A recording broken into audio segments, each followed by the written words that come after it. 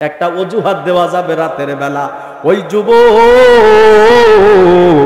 ইমানকে ক্ষতি থেকে বাঁচানোর জন্য সেই জেলখানা থেকে রাতারাতি বের হইয়া রওনা দিছে মাতৃভূমি ছাড়িয়া চলিয়া যাবে। ওই যুবকেরা যদি মাতৃভূমি ছাড়িয়া যাইতে পারে ইমান নিয়া, আমরা ইমানকে বাড়ানোর জন্য এই মাহফিলের প্যান্ডেলের ভিতরে আসতে পারি কিনা? দলে দলে আমার যুবক ভাইরা আসতেছে, মুরব্বী বাবারা আসতেছে। আল্লাহ আপনি আজকে ভরপুর করিয়া দিবেন মাগরিবের পরে আলোচনার ভিতরে। আল্লাহ কবুল মঞ্জুর করিয়া নেন। হে যুবক, রাতের বেলা সেই যুবক কয়জন বের হইয়া রওনা দিছে। অনেক দূর যাওয়ার পর তাদের সঙ্গে একটা কুকুরও হাঁটতেছে। এখন তারা মনে করলো যদি কুকুর আমাদের সঙ্গে হাঁটে, পাশের বাড়ির কুকুরে শুনবে, দেখবে আমাদের সঙ্গে একটা কুকুর আছে। কুকুরের একটা অভ্যাস আছে, তার কুকুর জাতিরে দেখলে ঘেউ করিয়া ওঠে, কথা কয় না, ঘেউ করিয়া ওঠে। কেন? আমার এলাকা দিয়া বাড়ির সামনে দিয়া রওনা দিলি, যদি কুকুরে ডাক দিয়া ওঠে তাহলে তো আমরা ধরা খেয়ে যাব। ওই কুকুরটাকে বারবার নিষেধ করতেছে আসার জন্য, কিন্তু কুকুরটা মানতেছে না। এখন আল্লাহর কি হুকুম, কুকুরের মুখ থেকে আল্লাহর রহস্যের মেহেরবানিতে জবান খুলিয়া গেল, কথা বলতেছে। কুকুর বলল, যুবক তোমরা যে রওনা দিছো দেশ ছাড়িয়া, আমরা তোমাদের পাহারাদারি হিসাবে থাকবো, তোমাদের পাহারাদারি দিব। বলেন কোন জায়গায় যদি মানুষ থাকে পাহারাদারি দরকার আছে কি নাই? ওই যুবকেরা সামনে যায়, কুকুরটাও তাদের সঙ্গে সঙ্গে যায়। অনেক দূরে গেলেন, যাওয়ার পর একটা বিশাল বড় গুহা পেলেন। ওই গুহার ভিতরে যুবক কয়জন ঢুকিয়া গেল। ওই গুহার মুখ দিয়া যেন অন্য কোনো প্রাণী না ঢুকতে পারে। ওই গুহার সামনে পা দুইটা মেলিয়া দিয়া, কুকুরের পা দুইটা সামনে দিয়া এইভাবে বসিয়া রইছে, কেহ যেন ডিস্টার্ব না করে। মারহাবা কর। ইমানদারদেরকে যে আল্লাহ হেফাজত করে। ওই ভোলো ডাকাতে আন্দোলনের সময় কারফু দিছে, তারপরও কিন্তু কারফু ভাঙ্গিয়া গণভবনের দিকে যুবকেরা রওনা দিছে। ওই সময় বিরাজ ফায়ার করতে পারত, কিন্তু বিরাজ ফায়ার সেনাবাহিনী করে নাই। ওই যুবকদের পক্ষ হইয়া সেনাবাহিনী সরকারকে বলছে দেশ ত্যাগ করেন, না হইলে এই যে যুবকেরা আসতেছে আপনাদেরকে ফাঁদতলে রাখিয়া ধ্বংস করে দিবে। জোরে কোন কথা ঠিক কিনা? ওই যুবকদেরকে আল্লাহ রক্ষা করেছে, যুবকেরা হেফাজত আছে। আমার যুবক কিছু ভাই যদিও আহত হইছে, নিহত হইছে, তাদের জন্য আজকে আমরা দোয়া করব। ওই যুবকেরা গুহার ভিতরে যখন যায়া শুয়া রইল, কুকুরটা সামনের দিকে দুইটা পা দিয়া বসিয়া রইল। আল্লাহ পাক বলতেছেন, ইজ আওয়াল ফিতিয়াতু ইলাল কাহফি ফাকালু রব্বানা আতিনা মিন লাদুনকা রাহমা। যখন যুবকেরা ইলাল কাহফ, কাহফ তো গুহা, ওই গুহার ভিতরে আশ্রয় নিল।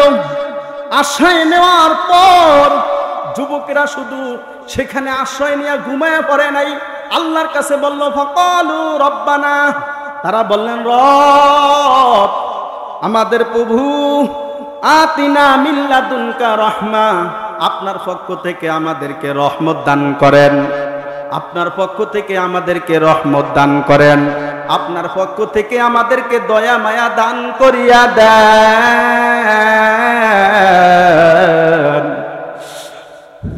আমরা যখন মুসলমান পুরুষ মসজিদে ঢুকিয়া যাই, আল্লাহু আকবার বলিয়া তাকবীর দিয়া যখন ইমামের সূরা কেরা শেষ হইয়া রুকুতে যাই, তখন বলি সুবহানা রাব্বিয়াল আযীম, সুবহানা রাব্বিয়াল আযীম, সুবহানা রাব্বিয়াল আযীম।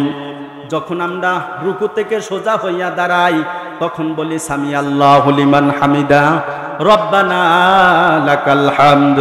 আবার যখন সিজদায় যাই বলি সুবহানা রাব্বিয়াল আ'লা, সুবহানা রাব্বিয়াল আ'লা, সুবহানা রাব্বিয়াল আ'লা। বলেন রব বলিয়া আমরা নামাজে ডাক দেই কাকে? আল্লাহ আমার রব, এই রবই আমার সব। আল্লাহ আমার রব, এই রবি আমার সব, দমে দমে তনু মনে তারি অনুভব, বলেন আল্লাহ আমার রব, এই রবি আমার সব। কারণ রব ছাড়া কোনো উপায় নাই, মৃত্যুর কালে রব ছাড়া কোনো উপায় নাই, জন্মগ্রহণ করার সময় রব ছাড়া উপায় নাই। মসজিদের ইমাম মুয়াজ্জিন যাকে ফাঁক আসিয়া জন্মের সময় আজান দেয় রবের নামে, যখন মৃত্যু হয়ে যায় জানাজা নামাজ পড়া ইমাম মুয়াজ্জিন যাকে পায় তাকে দিয়া কথা বলেন। কবরে যাওয়ার পর তোমার রবকে জিজ্ঞাসা করা হবে, মার রব্বুকা মা দীনুকা মান নাবিয়ুকা। তো রব সব জায়গায় বলে রব অর্থ প্রতিপালক, আপনার আমার প্রতিপালক কে? সবাই বলেন আপনার আমার প্রতিপালক কে? ওই আল্লাহর কোরআনের কথা শোনার জন্য এখানে এসে গেলেন। যুবকেরা গুহার ভিতরে থাকিয়া বলল, রব্বানা আতিনা মিন লাদুনকা রহমা, রব আপনার পক্ষ থেকে আমাদেরকে রহমত দান করেন, ওয়া হাইয়্যি লানা মিন আমরিনা রশাদান, আর আপনি আমাদের জন্য আমাদের কাজকে সহজ করিয়া দেন। ওই যুবকেরা এখন ঘুম দিল গুহার ভিতরে। ঘুম দেওয়ার পর আল্লাহ বলেন, ফাদরাবনা আলা জানিহিম ফিল কাহফি সিনিনা আদাদান। মানুষ ঘুমাইলে কিন্তু কানে শোনে, কথা কর, ঘুমাইলে কানে শোনে।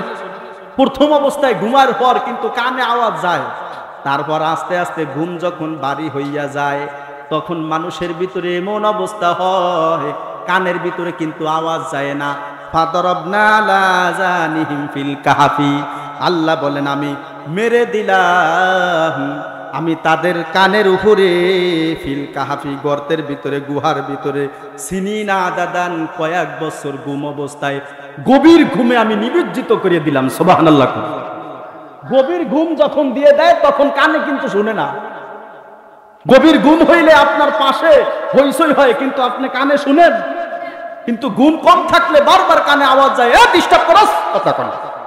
হেফজখানার হুজুরে যখন ঘুমায় প্রথম ছাত্ররা একটু ডিস্টার্ব করলে ঘুম সারিয়া ব্যাট দিয়ে একটু সাইজ করে, কিন্তু যখন গভীর ঘুম হয়ে যায় বাচ্চারা একদম ডিস্টার্ব করে, হুজুরের খবর নাই, কথা কন ঠিক কিনা। গভীর ঘুম দিয়া দিলেন ওই গর্তের ভিতরে সিনিনা আদাদান, কয়েক বছর ধরিয়া সেখানে ঘুমাইল। সুম্মা বাআসনাহুম, তাফসীরের কিতাবের ভিতরে লেখলেন একদিন নয়, 2 দিন নয়, 309 বছর ধরিয়া যুবকেরা সেখানে ঘুমায় রইল। আমরা যখন ঘুমাই তখন বলি আল্লাহুম্মা বিসমিকা আমুতু, আল্লাহ আমি আপনার নামে কি করলাম, মরে গেলাম। এখানে বলা দরকার ছিল আনুমু, আল্লাহ আমি আপনার নামে ঘুমাইলাম, কিন্তু এখানে বলা হইল কি আল্লাহুম্মা বিসমিকা আমুতু, আল্লাহ আমি আপনার নামে কি করলাম, মরে গেলাম। তো মরে গেলাম কেন? রাসূল বলছে আন-নাওমু আকুল মাউত, ঘুম হলো মৃত্যুর ভাই। মানুষ যখন ঘুমায় তখন তার অবস্থাটা মৃত্যুর মতো হয়ে যায়।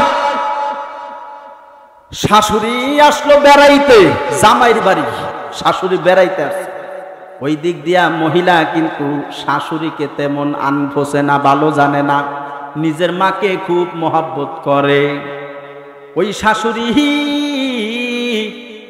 তার মার ঘরে আসিয়া রুমে আসিয়া কথা বলতে বলতে শুইয়া গেল, ঘুমায় পড়ছে। এই ছেলেরা স্টপ। শাশুড়ি ঘুমায় গেছে মায়ের রুমের ভিতরে, যুবকের মায়ের রুমের ভিতরে, কি রুমের ভিতরে শাশুড়ি ঘুমায় পড়ছে। এখন বেইনে মনে করলেন যদি আমার শাশুড়িকে আমি উঠাই, আমার বেইনকে আমি যদি উঠাই তাহলে ঘুমটা নষ্ট হয়ে যাবে। আল্লাহর বান্দা, আল্লাহর বান্দি বললেন আপনি ঘুমান, আমি অন্য রুমে যাইয়া ঘুমাইব। ওই রুমই শাশুড়ি ঘুমায় রইল। ঘুম যখন গভীর হয়ে গেল, এইবার স্ত্রী বলতেছে একটা কাজ করি, আমার শাশুড়িকে আমি নিয়া ওই নদীর ভিতরে ফালাইয়া দেই, সরের ভিতরে ফালাইয়া দেই। ওই রুমের ভিতরে যাইয়া কাপড় দিয়া ধলা মোছা করিয়া শাশুড়িকে নিয়া ফালাইয়া দিছে। ফালাইয়া দিয়া যখন বাড়িতে আসিয়া ডাক দিল মা, ওই যুবক মা বলিয়া ডাক দিল, বউ শাশুড়ি বলিয়া ডাক দিল। পাশের রুম থেকে ডাক দিয়া বলল বউ আমি আছি। বউ মা কপালে হাত দিয়া বলল আরে কি হইছে, আমার শাশুড়ির না আমি নিয়ে ওই নদীর ভিতরে সরে ফালায় দিল, যার জন্য কুয়া খোঁদে ওই কুয়ায় নিজেই ভরে, কথা কোন ঠিক কিনা? ওই মহিলা শাশুড়িকে নিয়ে ফালাইছে, কিন্তু সেই রুমে ছিল কে? তার মা। মারে নিয়ে অথচ ফালায় দিল, শাশুড়ি পাশের রুমে ঘুমায় রইল। এখন পুরুষ বলতেছে, আমি এতদিন যত ভুল বুঝেছি, আমার মা যত কথা বলতো আমি মায়ের কথায় খেয়াল দিতাম না, তুমি শোনা আমার মাকে খারাপ জানিয়ে আজকে সেই নদীতে সরে নিয়ে ফালাই দিছো আমার মারে। তো আমার মারে ফালাও নাই, তুমি তোমার মারে ফালাইছো। তো যার জন্য কুয়া খোদলা ওই কুয়ায় তুমি ফেললা, আমার মা বেঁচে আছে আলহামদুলিল্লাহ। কোন যারা বউ আছেন তারা শাশুড়িকে খারাপ জানবেন না। তো আমরা যখন ঘুমাই আল্লাহুম্মা বিসমিকা আমুতু ওয়া আহইয়া বলিয়া ঘুমাই, ঘুম থেকে যখন উঠি আলহামদুলিল্লাহিল্লাযী আহইয়ানা বা'দা মা আমাতানা ওয়া ইলাইহিন নুশুর, এই দোয়াটা পড়ি কিনা বলেন? এই দোয়াটা বেশি বেশি আমরা পড়ি ঘুম থেকে উঠিয়া। তো এই সূরার ভিতরে আলহামদুলিল্লাহ আছে। এই সূরার নাজিল হওয়ার শানে নুজুলটা আমি আপনার সামনে এখন বলবো। এতক্ষণ বললাম যুবকদের আলোচনা, ওই আলোচনাটা রেখে দিলাম যুবকরা যখন ঘুমিয়ে গেল। ঘুমের ভিতরে যুবকেরা আছে, ওই ঘুমের ভিতরে রাখিয়া সূরাটা নাজিল হওয়ার শানে নুজুলটা একটু শুনাইতেছি।